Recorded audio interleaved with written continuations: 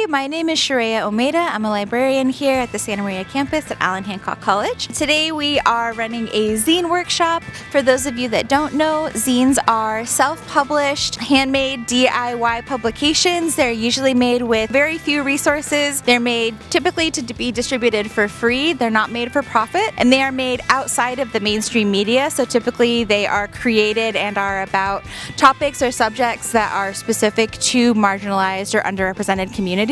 I'm excited to say that we have over 500 zines in our collection at Allan Hancock, which is really exciting. I really like coming here because it's just like a chance to express myself freely, create what I want. I think that's the beauty in zines, that you could just express yourself. Just come as you are. Just like be yourself, do what you want, create what you want.